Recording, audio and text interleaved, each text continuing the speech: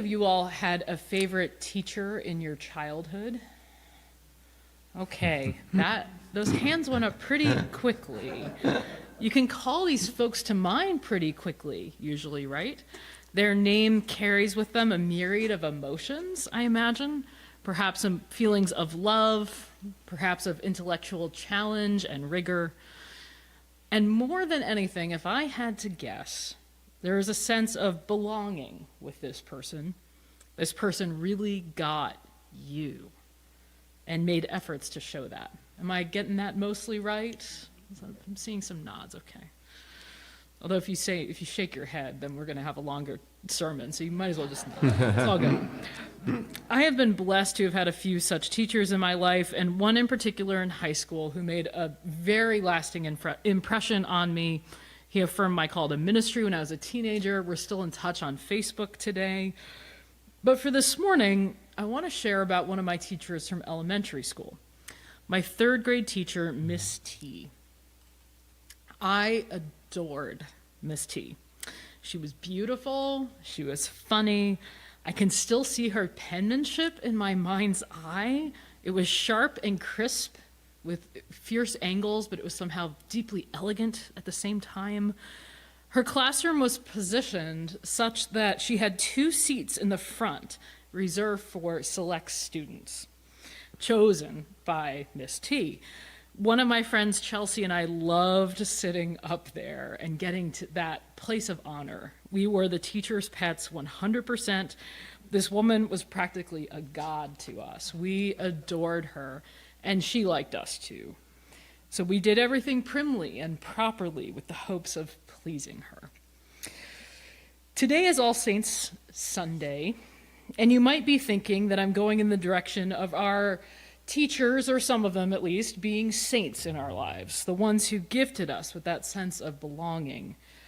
I've preached on this here before. Believe it or not, this is my 3rd All Saints Sunday with you all. We've come full circle through the years. And we've gone around on these topics, naming people who've been saints in our lives. We will do something similar at communion later, where we will call some folks into the room, into this space. And I think these folks, like our teachers, are easy to call to mind. These are the folks who loved us, those who taught us something. These are the people in our past who helped us feel as though we belonged and we mattered. This is always a tender time of year for me and for my family, because in All Saints Sunday, we remember folks who mostly died sometime before. And this past week, I celebrated both the death anniversary of my grandmother and my father one day apart. So it always feels like a tender time, All Saints Sunday, where the distance between heaven and earth feels very, very small.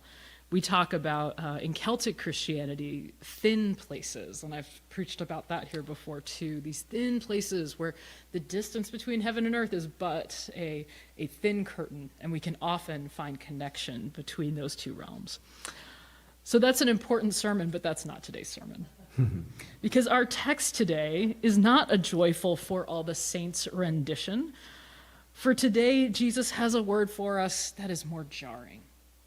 The scribes and the Pharisees sit on Moses' seat, therefore do whatever they teach you and follow it, but do not do as they do, for they do not practice what they teach. They do all of their deeds to be seen by others. Jesus is speaking here about hypocrisy. Miss T was a saint for me, and so I thought she was for everyone. Imagine my profound shock and stirring disappointment when at a recent reunion with a group of childhood friends, I heard a different story.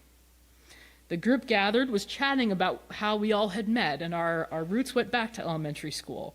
So we talked about which teachers we had. I shared that Miss T was my absolute favorite here now and for the end, until the end of time.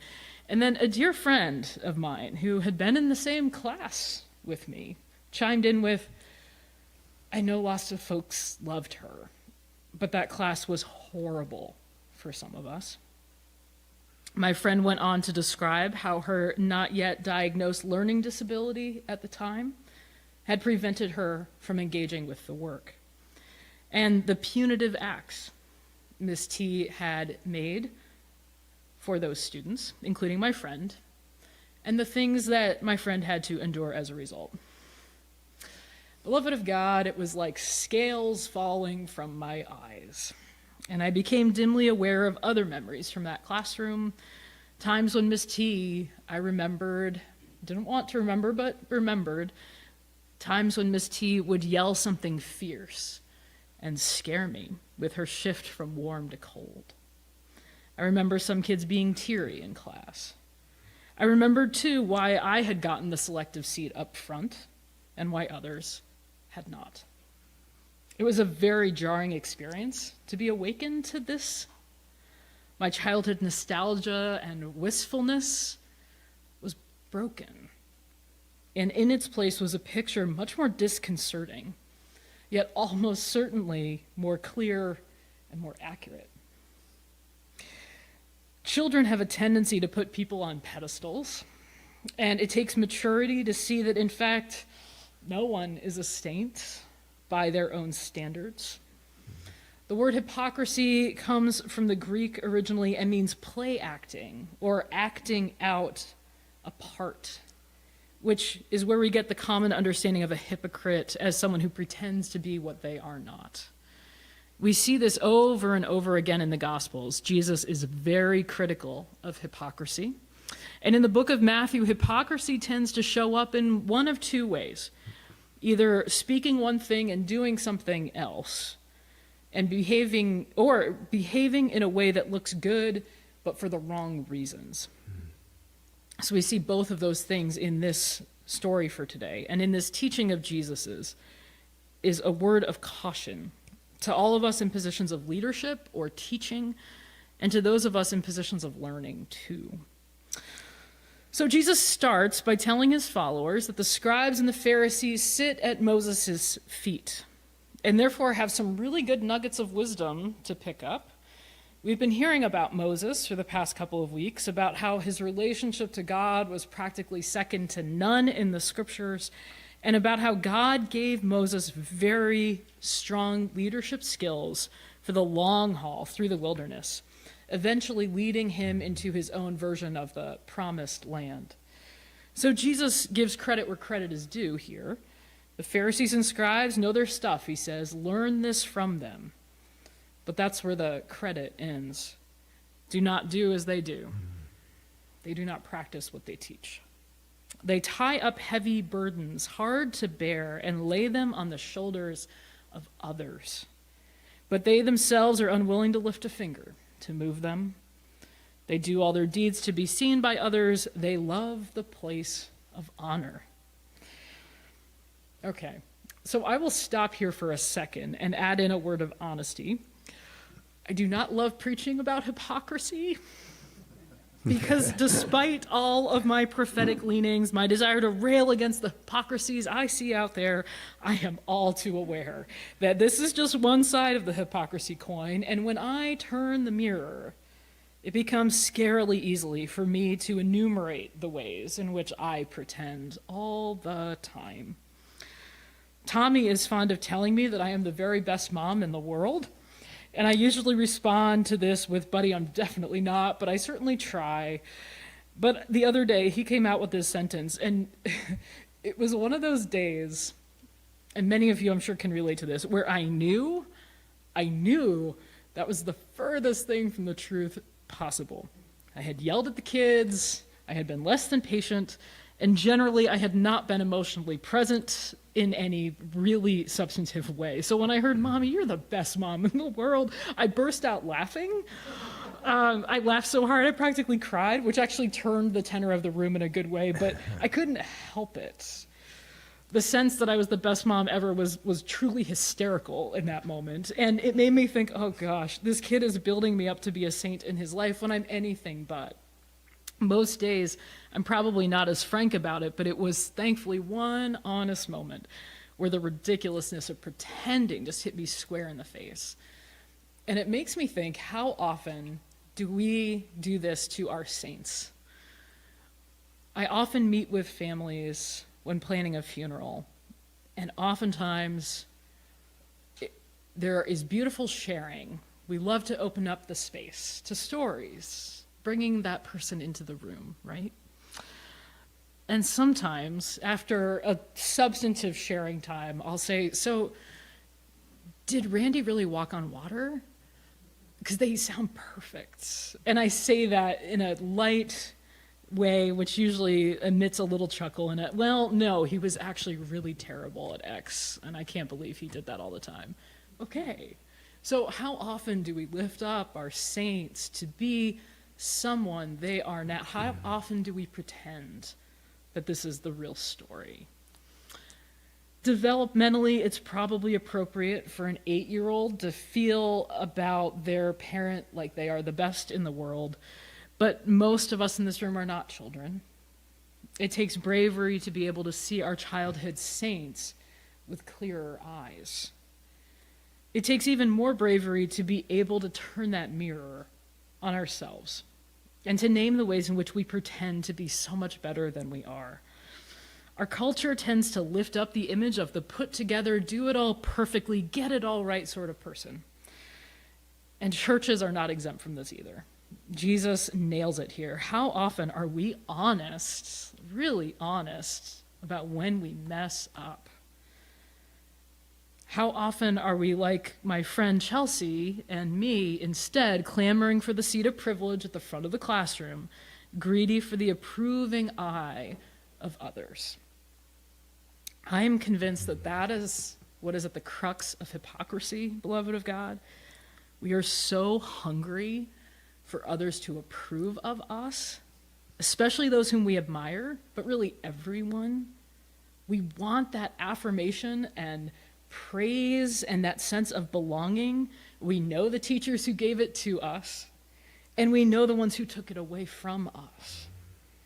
And I think that's why Jesus' caution here is particularly meaningful for us in the church today. Be careful of what you're doing. You hold wisdom, yes, but you hold something else too, which is the ability to exalt others, at least in spirit, if not in status. That is not a power to be squandered, because actually it's not about you and building up your own self-image. Good teaching, good mentoring, good leadership is never about the teacher. It is about humbling oneself in order to exalt someone else. I think good leadership might be that too. We could look at things like our good trouble moments, our uplifting worship services, our outreach efforts, our missional collections, our stewardship contributions to this church, and we could be so quick to pat ourselves on the back and simply choose to just keep doing these things because they're good, and they are good. But the church cannot ever rest on its laurels. So today is All Saints Sunday. It bears remembering that none of us is a saint apart from our God. To be sainted is to go back to its Latin root, which is to be set apart by God. But to be a saint is not to be set apart as God. And there's a difference there. We are all wannabe saints, trying our best, but we are not God. Lest we become too sure of ourselves as individuals or as the church, that is a good, gentle reminder, I think. We are not holy in and of ourselves for anything we do on our own. God is the source of the holiness of each one of us and all of us as a group. We and all of the saints in our lives are simply along for the journey, and that lesson of humility is a lifelong one. There's always more to learn. There is always more we could do, both in the work of saying, hey, I messed up. I need help. And in the work of exalting others and sharing the truth of God's love with our neighbors. The good news for this message, for us in this message, is that, as Jesus says, we have one instructor, the Messiah. In the words of theologian Alan Hilton, into the midst of our mask maker's exhaustion comes one who really just loves our face. When we are tempted to make masks, may we remember that there is a God who just loves our face. Beloved of God, what if we gave up the idea of trying to look impressive? What if we gave up the idea of trying to pretend like we have it all together? What if we named that for what it is, actual hypocrisy, and we decided to just look like ourselves instead? What if we were content to let others' impressions just be whatever they'll be, because we can't control them anyway? What if we were content to let others' impressions just be? Can we dare to believe that that is enough in the eyes of our teacher and leader, Jesus the Christ? Might we dare trust in that? Might we dare trust that simply in being who we are created to be, that makes us light saints, named and claimed and adopted and held and taught and cherished and made holy by our God? And when hypocrisy comes knocking, when we are tempted to pretend that we know more than we do or are better than we are, may we be humble enough to recognize our need for that acceptance and that it comes to us from a holy place. May the truth of that welcome and love and embrace of our God exalt our spirits, because little else will. In the name of God, Jesus, and the Holy Spirit. Amen. Amen.